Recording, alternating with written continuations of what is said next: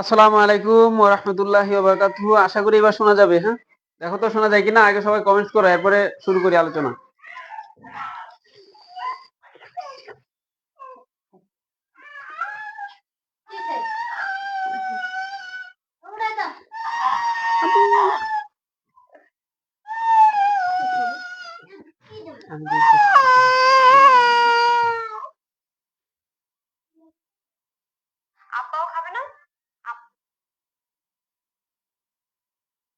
এবার আমি একটু চেক করি। এই জায়গাতে কেউ কিছু কমেন্টস করো না। হুম? এবার শব্দটা আছে কিনা আগে চেক করিয়ে শুরু করতে হবে, হ্যাঁ? আগে একটু দেখি। সবাই একটু সময় দাও। এবার দেখতেছি শোনা যাচ্ছে কিনা আগে। বাবু চিল্লাইতেছিল। এবার শোনা যাচ্ছে তো নাকি? এবার আশা করি শোনা যাবে নাকি?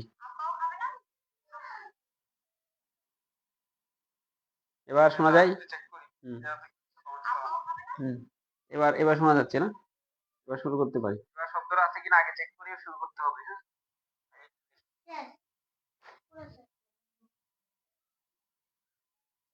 কিন্তু এই যে কলমটা যে কই রাখছি সেটা পাই না। মেসেজটা আমার পাইনি।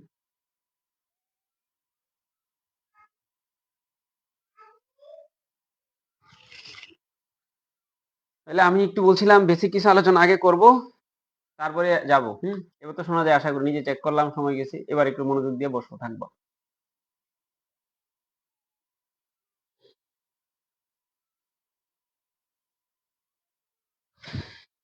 যে বেসিক বেসিক কিছু আলোচনা করে শুরু করতেছি।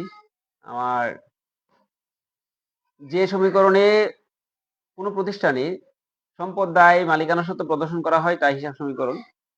অর্থাৎ কোনো ঘটনা লেনদেন হবে যদি হিসাব সমীকরণের উপর প্রভাব বিস্তার করতে পারে যে কোনো ঘটনা লেনদেন। আর কোনো ঘটনা লেনদেন হওয়ার জন্য কমপক্ষে ৩টা বৈশিষ্ট্য থাকতে হবে। কয়টা বৈশিষ্ট্য? ৩টা বৈশিষ্ট্য। বৈশিষ্ট্য ৩টা কি? অর্থের অঙ্কে পরিমাপযোগ্য, আর্থিক অবস্থার পরিবর্তন, ২ বা তার বেশি পক্ষ বা হিসাব থাকবে। ২ বা তার বেশি পক্ষ বা হিসাব থাকতে হবে। কোনো ঘটনা লেনদেন হওয়ার জন্য কমপক্ষে ৩টা বৈশিষ্ট্য থাকতে হবে। ২ বা তার বেশি পক্ষ থাকবে, আর্থিক অবস্থার পরিবর্তন হবে, টাকার অঙ্কে পরিমাপযোগ্য হবে। কারণ আর্থিক অবস্থার পরিবর্তন ২ ধরনের। একটা হলো নিট বা পরিমাণগত পরিবর্তন। আর একটা হলো গুণগত বা কাঠামোগত পরিবর্তন। আর যে লেনদেনের কারণে হিসাব সমীকরণে উভয় দিকে যোগফল পরিবর্তন হবে সেই লেনদেনটা হলো নিট পরিবর্তন বা পরিমাণগত পরিবর্তন। যেমন বেতন প্রদান, নগদ মাইনাস মূলধন মাইনাস, তার মানে দুই পাশে চেঞ্জ হচ্ছে। যে লেনদেনের কারণে হিসাব সমীকরণে যোগফলের কোনো পরিবর্তন হবে না সেটা হলো গুণগত বা কাঠামোগত পরিবর্তন। যেমন নগদে যন্ত্রপাতি ক্রয়, যন্ত্রপাতি প্লাস হবে, নগদ মাইনাস হবে। এক সম্পদ বাড়ছে আর এক সম্পদ কমছে। ধারে পণ্য ক্রয়, মূলধন মাইনাস হবে, পাওনাদার প্লাস হবে। একই ভাষায় প্লাস মাইনাস হলে সেটা হবে গুণগত বা কাঠামোগত পরিবর্তন। যেগুলো ইউনিভার্সিটি অ্যাডমিশনে এই ধরনের প্রশ্ন আসে। হিসাব সমীকরণের মূল উপাদান 4টা, 3টা। হিসাব সমীকরণের মূল উপাদান কয়টা? 3টা। সম্পদ দায় মালিকানা সত্ত্ব। মালিকানা সত্ত্বকে প্রভাবিত উপাদান 4টা। মূলধন এবং আয়ের কারণে মালিকানা সত্ত্ব বাড়ে, ব্যয় এবং উত্তোলনের কারণে মালিকানা সত্ত্ব কমে। মালিক যেটা ডিরেক্ট ইনভেস্ট করে সেটার নাম মূলধন। কোম্পানির উপর মালিকের যে টোটাল যে অধিকার, টোটাল যে দাবি সেটার নাম হলো মালিকানা সত্ত্ব। আর আয় হলো যে প্রক্রিয়া সম্পদ বাড়ে দায় কমে সেটা হলো আয়। সম্পদের যে অংশ ভোগ করা হয়ে গেছে সেটার নাম হলো ব্যয়।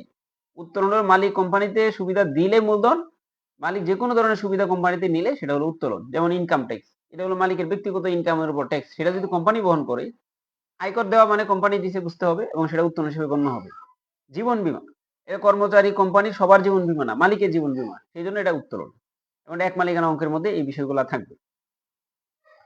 হিসাব সমীকরণের শুদ্ধ রূপ কি হইতে পারে? এ সমান এল প্লাস ওই, এটাও শুদ্ধ। এ মাইনাস এল সমান ওই, এটাও শুদ্ধ। এ মাইনাস ওই সমান এল, এটাও শুদ্ধ। তিনটা রূপ শুদ্ধ। এটা ঢাকা ইউনিভার্সিটি 19-20 সেশনে আসছিল।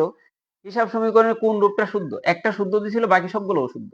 তাহলে এই তিনটা যে কোনো একটা থাকলেই শুদ্ধ হবে। আর হিসাব সমীকরণের বর্ধিত রূপ এ সমান এল প্লাস সি প্লাস আর minus E minus D. C তে ক্যাপিটাল, আর তে রেভিনিউ, ই মানে এক্সপেন্স, ডি মানে ড্রয়িংস মানে উত্তোলন। তাহলে এই যে মালিকানা সত্ত্বের মধ্যে 4টা উপাদান বসছে, 2টা কারণে প্লাস, 2টা কারণে মাইনাস। আর ওদের আধুনিক পদ্ধতিতে হিসাবকে 5 ভাগে ভাগ করা হয়েছে। সম্পদ, ব্যয়, আয়, দায়, মালিকানা সত্ত্ব, এগুলো আমাদের রেওয়া মিলে কাজে লাগবে। সম্পদ, ব্যয় সাধারণ ব্যালেন্স ডেবিট জের, আর আয়, দায়, মালিকানা সত্ত্ব সাধারণ জের ক্রেডিট জের। প্রত্যেকটা হিসাব পাঁচটার আবার পাঁচটা বিপরীত আছে, তার মানে পাঁচটা হয়ে যাবে 10টা। বিপরীত গুলা ডেবিট ক্রেডিট, আরেকটা জিনিস জেনে রাখো, ডেবিট হল হিসাবের বাম পাশ, ক্রেডিট হল হিসাবে ডান পাশ। সম্পদ কোন জিনিস এটা একটু জানা থাকতে হবে। প্রত্যেকটা আবার বিপরীত আছে, কিন্তু হিসাবের আবার কি আছে, বিপরীত আছে, তখন ডেবিটটা আবার সবগুলো উল্টে যাবে। সম্পদ ব্যয় ডেবিট, বিপরীত সম্পদ ব্যয় কিন্তু ক্রেডিট হবে। যেমন অনাদায়ী পাওনা সঞ্চিতি, পুঞ্জীভূত অবচয়, এই দুটা কিন্তু বিপরীত সম্পদ এবং ক্রেডিট। তার মানে সম্পদ কোন জিনিস এর আগে চিনতে হবে আমাদের। তাহলে কিন্তু এই পাঁচটা হিসাব যদি ধরো, হিসাব বিজ্ঞানের সব আলোচনা এই পাঁচটা হিসাবের মধ্যেই থাকবে। তবে কোনটা কোন হিসাব এটা ধরতে হবে, বুঝে বুঝতে হবে। সম্পদ কোন জিনিস, তিনটা বৈশিষ্ট্য মনে রাখলে সম্পদ চিনতে কারো সমস্যা হবে না। যেমন সম্পদ ভবিষ্যতে ব্যবহার করা যায় বা ব্যবসা পরিচালনায় সহায়তা করে, সম্পদ মুনাফা ক্রিয়েট করে, এবং সম্পদ দায় পরিশোধের ক্ষমতা রাখে। এই তিনটা বৈশিষ্ট্য যে কোনো একটা থাকলে সম্পদ হিসেবে গণ্য হবে। ব্যয় কোন জিনিস, সম্পদের উল্টাগুলাই ব্যয়। সম্পদের যে অংশ ভোগ করা হয়ে গেছে, যার থেকে ভবিষ্যতে সুবিধা পাওয়া যাবে না, দায় পরিশোধে ক্ষমতাও রাখে না, এবং মুনাফা অর্জন করতে সহায়তা করে না বা মুনাফা অর্জনও করে না, সেগুলো হচ্ছে ব্যয়। আশা করি একটু ক্লিয়ার। যেমন আমরা যদি কোনো একটা বাড়িতে 20 বছর ভাড়া থাকি, তারপরেও টাকা থাকতে গেলে ভাড়া দিয়ে থাকতে হবে। বিদ্যুৎ বিল দিব, বিদ্যুৎ আমরা ফ্যান ইউজ করতে পারবো, বিদ্যুৎ বিল চলবে। বা বিদ্যুৎ বিল না দিলে ফ্যান চলবে না, বাট ফ্যানটা কিন্তু খুলে নিবে না। ফ্যানটা কিন্তু সম্পদ। কিন্তু বিদ্যুৎ বিল যে সুবিধা আমরা ভোগ করি, তার জন্য যে পেমেন্টটা দিই, যতদিন দিব ততদিন সুবিধা পাবো। আর সুবিধা টাকা দিব না, আর সুবিধা পাবো না। তার মানে যে সুবিধা ভোগ করা হয়ে গেছে সেটা হলো ব্যয়, ভবিষ্যতে যেটা আরো ভোগ করা যাবে সেটা হলো সম্পদ। অর্থাৎ সম্পদের যে অংশ ভোগ করা হয়ে গেছে সেটার নাম হলো ব্যয়। বিপরীত ব্যয় যেমন ক্রয় ফেরত ক্রেডিট, সেটা কিন্তু আবার ক্রয় ফেরত ক্রেডিট ব্যয় হ্রাস পায় সেই যুক্তিতে হয়, এবং এটা ব্যয়কে হ্রাস করে। আয় হলো ক্রেডিট। তো আর বিপরীত আয় কি, যে প্রক্রিয়া আমরা প্রত্যক্ষ পরিচালনা আয় আছে, প্রত্যক্ষ পরিচালনা আয় হলো সেবা প্রদান এবং পণ্য বিক্রয়, এই দুটো হলো প্রত্যক্ষ পরিচালনা। এটা এমসিকিউতে আসতে পারে। আয় হলে ক্রেডিট হবে, যেমন বিক্রয় ফেরত ডেবিট, কারণ বিপরীত আয় এবং ডেবিট। দায় কি জিনিস, টোটাল সম্পত্তির উপর মালিকের পক্ষ ব্যতীত অন্য পক্ষের যে দাবি, তৃতীয় পক্ষের দাবির নাম হলো দায়। তো এই দায় যদি হ্রাস পায় তাহলে আবার ডেবিট হয়, দায় বৃদ্ধি পেলে ক্রেডিট হবে। যেমন অনাদায়ী পাওনা সঞ্চিতি, কিন্তু পাওনাদারি বাট্টা সঞ্চিতি, সকল সঞ্চিতি কিন্তু ক্রেডিট, বাট পাওনাদারি বাট্টা সঞ্চিতি ডেবিট, কারণ আয়কে হ্রাস করে, দায়কে হ্রাস করে, সেজন্য এটা ডেবিট। আর মালিকানা সত্ত্ব তো বললাম, যে প্রতিষ্ঠানের মালিকের উপর যে টোটাল দাবিটা, সেটা নাম হলো মালিকানা সত্ত্ব। মালিক যেটা ইনভেস্ট করে সেটা হলো মূলধন, মালিক যেটা উঠায় নেয় সেটা হলো উত্তোলন। আশা করি এই বিষয় নিয়ে কারো সমস্যা হবে না। এবার এই যে প্রত্যেকটা বিষয়ের যারা কমেন্টস করবা বা ইনবক্স করবো, তাদেরকে আমি এই বিষয়গুলা, সম্পদ, দায়, মালিকানা সত্ত্ব, আয়, এগুলো একটু বিস্তারিত লিখে রাখছি, যেন একটু লিখিত আকারে থাকে। তাদেরকে আমি এটা পিক দিয়ে দিব, সমস্যা নেই। রিডিং করার বিষয়, পড়লেই বুঝতে পারবা। নিজের বাসায় কিছু লিখে রাখছি। তো দেনাদারে ভিন্ন ভিন্ন নাম আছে, এটা কিন্তু আসতে পারে, এটা অমিলেও আসতে পারে। তো এটা বুঝতে হবে, একটা জিনিস ভিন্ন ভিন্ন, সবগুলো আইটেমের এতগুলো নাম থাকে না নর্মালি, কিন্তু রেওয়া মিলে থাকে। যেমন দেনাদার, এটা আমরা সবাই চিনি, দাঁড়ে বিক্রি করলে, দাঁড়ে দেয় সেবা দিলে দেনাদার হয়। দেনাদার, ডেবিট এবং চলতি সম্পদ, এই প্রত্যেকটা কিন্তু দেনাদার। কিন্তু পরীক্ষায় কোনটা থাকবে শিওর করা যাচ্ছে না, এই জন্য দেনাদার, প্রাপ্য হিসাব, ক্রেতা মানে যে কিনে, আমি বিক্রি করছি, পুস্তক ঋণ সেটাও দেনাদার, ক্রেতা সেও দেনাদার, খরিদ্দার কিন্তু সেটাও দেনাদার। পাওনা মানে আমি যার কাছে টাকা পাবো, শুধু পাওনা থাকলে বুঝতে হবে এটা রেওয়া মিলে, এটা কিন্তু ডেবিট এবং এটা দেনাদার। বিক্রয় কতিয়া নিজের, সেটাও ডেবিট এবং এটা দেনাদার। অদমর্ণ, এটাও দেনাদার বোঝাচ্ছে। দাঁড়ে বিক্রয় বা বাকি দিয়ে সেবা দিলে, সেবা প্রদান করলে দেনাদার সৃষ্টি হয়।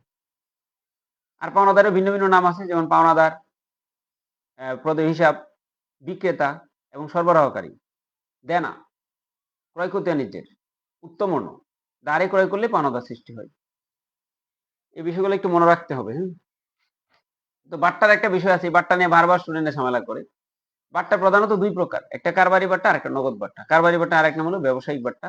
একটা পরিমাণ বাট্টা আছে, এই বিষয়টা আপাতত তোমাদের না হলেও চলবে, তাও জেনে রাখতে পারো। পরিমাণ বাট্টা হলো যে অনেক দোকানে আছে কি, যে 10,000 টাকা পণ্য কিনলে আপনাকে ডিসকাউন্ট দেওয়া হবে, এর নিচে কিনলে ডিসকাউন্ট দেওয়া হবে না। ওইটা কারবারি বাট্টাও হইতে পারে, পরিমাণ বাট্টা কারবারি বাট্টাও হইতে পারে, আবার পরিমাণ বাট্টা হইতে পারে। সব কারবারি বাট্টা আবার পরিমাণ বাট্টা নাও হইতে পারে, কিন্তু পরিমাণ বাট্টা অবশ্যই কারবারি বাট্টা। একটা নির্দিষ্ট পরিমাণ কিনতে হবে, তাহলে সে ডিসকাউন্টের আওতায় আসবে, সেই বাট্টাটা হলো পরিমাণ বাট্টা। প্রধানত দুই প্রকার, কারবারি বাট্টা আর একটা নগদ বাট্টা। নগদ বাট্টাও দুই প্রকার এবং কারবারি বাট্টাও দুই প্রকার। কারবারি বাট্টা যে দুই প্রকার, একটা হলো ক্রয় বাট্টা আর একটা হলো বিক্রয় বাট্টা। ক্রয় বাট্টা হবে কি, ক্রয়বারটা হলো ক্রয়বারটার কারণে ব্যয় হ্রাস পায় সেই জন্য ক্রেডিট, বিক্রয়বারটার কারণে বিক্রয় হ্রাস পায় সেই জন্য ডেবিট, এবং ক্রয়বারটা বিক্রয়বারটা ক্রয় বিক্রয়ের সময় যে বারটা সেটা কারবারি বারটা, এবং এই বারটাগুলো আমরা রেকর্ড রাখি না। তবে চালান এবং ক্যাশ মেমোতে কারবারি বারটা বাদ দেওয়া হয় বা এটা হিসাব রেকর্ড করি আমরা কমপক্ষে। আর কোনো জায়গায় শুধু টাকা থেকে বাদ দিই, কোনো জায়গায় আমরা লিখি না। নগদ বারটা আবার দুই ধরনের, যে পাওনা এবং দেনা দ্রুত নিষ্পত্তির জন্য বারটা একটা অফার করা হয় যে আপনি আমার টাকা দ্রুত দিয়ে দেন, আপনি 2% টাকা কম দেন, 5% টাকা কম দেন, এই যে আপোষের মধ্যে আলোচনা, সেটার নাম হলো বাট্টা। প্রাপ্ত বাট্টা কি জিনিস?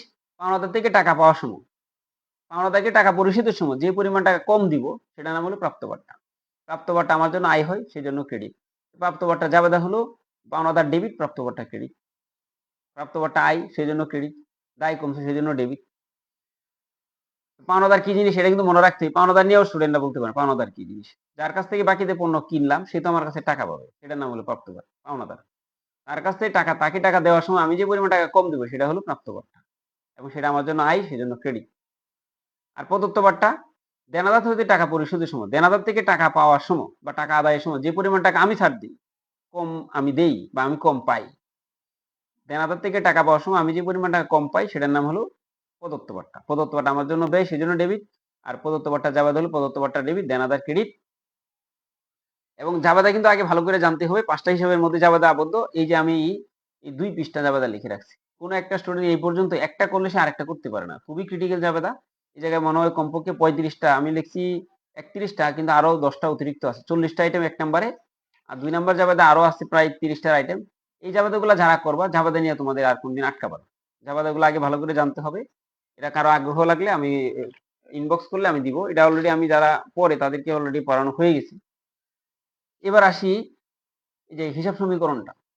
হিসাব সমীকরণের বাম পাশে যদি কোনো আইটেম প্লাস করি ডান পাশেও প্লাস হবে, বাম পাশে মাইনাস হলে ডান পাশেও মাইনাস হবে। একই পাশে প্লাস মাইনাস, এক পাশে প্লাস আর এক পাশে মাইনাস হইতে পারে না, অত ইকুয়াল থাকবে সবসময়, টাকাগুলো কি সমান সমান থাকবে। যেমন এটা 7 ধরনের লেনদেন হইতে পারে, সমীকরণের টোটাল 7 ধরনের লেনদেন হইতে পারে। পরীক্ষায় আসে তো 4টা লেনদেন, বেশি আসে না। যেমন প্রথমে ব্যবসা শুরু করার সময় আমাদের পোস্টিং দিতে হয়, সমীকরণের নাম হবে সম্পদের নামে, সম্পদ যতগুলো হবে তাদের নিজস্ব নামে একটা ঘর হবে, দায় হবে পাওনাদার নাম মূলধনের নামে ঘর হবে, যতগুলা দায় হবে তাদের নামে আলাদা আলাদা ঘর হবে। যেমন আমি একটা উদাহরণ দিলাম যে নগদের টাকা ব্যবসা, নগদ দেনাদার পাওনাদার নিয়ে ব্যবসা শুরু করলো, নগদান ডেবিট, দেনাদার ডেবিট, পাওনাদার ক্রেডিট, সবগুলা শোনা যাবে না, মানে ব্যবসা শুরু করলাম। শোনা যাচ্ছে তো না? কোনো ইয়ে আছে? শোনা যাচ্ছে না? আশা করি শোনা যাচ্ছে নাকি? কমেন্টসে আবার তোমরা যারা মেসেজ করো আরেকটা মেসেজ করো তো, দেখা যাচ্ছিল না। হ্যাঁ, মেসেজটা দেখতে হবে। একটু পরে আমি মূল অঙ্কতে চলে যাব। হ্যাঁ, বেসিক আলোচনা যেহেতু আগের আলোচনাগুলো নাই, এই আলোচনা করি আমি মূল অঙ্কের দিকে যাচ্ছি। প্রথম ব্যবসা শুরু ডিস্টার্ব, আমি আছি কিনা লাইভে দেখো তো, একটু ডিস্টার্ব দিছিল। হ্যাঁ, এবার আবার একটু রিচেক করতে হবে লাইভটা আছে তো না। তাহলে আমাদের আয় মূলধন আনয়নের প্রথম জাবেদার আশা করি পারবা। দ্বিতীয়টা হলো আয়, আয় হইতে পারে নগদে, হইতে পারে বাকিতে। নগদ হলে নগদ প্লাস মূলধন প্লাস। মালিকানার সাথে প্রভাবিত করে 4টা উপাদান একটু আগেই বলে আসছি, 2টা আইটেমে প্লাস হয়, 2টা কারণে মাইনাস হয়। আয় হইতে পারে কিছু অংশ নগদ, কিছু অংশ বাকি। নগদ হলে নগদে প্লাস হবে, বাকি হইলে দেনাদার প্লাস হবে, আর সবটুকু মূলধনে প্লাস হবে। আর ব্যয় যদি হয় নগদে, তাহলে নগদ মাইনাস মূলধন মাইনাস, যে কোনো ব্যয় হইতে পারে। আবার নগদ কি ব্যয় কিছু নগদে হইতে পারে, কিছু বাকিতে হইতে পারে। নগদ বাকিতে হলে বাকি অংশ পাওনাদার হবে, নগদ অংশ নগদে মাইনাস হবে, আর বাকি টাকাটা মূলধনের সবটুকু একসাথে মাইনাস হবে। আর 2টা আইটেম আছে, সেটা হলো যদি পণ্য উত্তোলন করে, উত্তোলন ডেবিট, ক্রয় ক্রেডিট। উত্তোলন করলে আমরা জানি মালিকানা কমে, এই জন্য মূলধন থেকে মাইনাস। ক্রয় ক্রেডিট তাহলে ব্যয় হ্রাস পায়, সেজন্য আবার মালিকানা বাড়ে। একই করে প্লাস এবং মাইনাস। বিনামূল্যে পণ্য বিতরণ, বিজ্ঞাপন ডেবিট, ক্রয় ক্রেডিট। বিজ্ঞাপনের কারণে ব্যয় বাড়ে, তাহলে মূলধন কমে, এবং বিজ্ঞাপন ক্রয় ক্রেডিট মানে ব্যয় কমে, ব্যয় কমলে মূলধন বাড়ে, এই জন্য একই করে প্লাস এবং মাইনাস। এইগুলো হিসাব সমীকরণের মূল সামারি আলোচনা। পরের পৃষ্ঠা আরেকটু আলোচনা। এই ফরম্যাটে এই যতগুলো ট্রানজাকশন আছে এর উপর ভিত্তি করে আমি একটা জাবেদা দিছি। এটা করবা হিসাবে 6টা গুরুত্বপূর্ণ দলিল আছে, দলিলগুলো একটু দেখবা। এই আলোচনা হলো। এবার আমি যে অঙ্কগুলা করতে বলছিলাম সেটির দিকে একটু চলে যাই। মোবাইলে চার্জ কম আছে, এই যে পেয়ে গেছি, কলম আছে, তোমরা একটু দেখো। বেসিক আলোচনা হয়েছে, এবার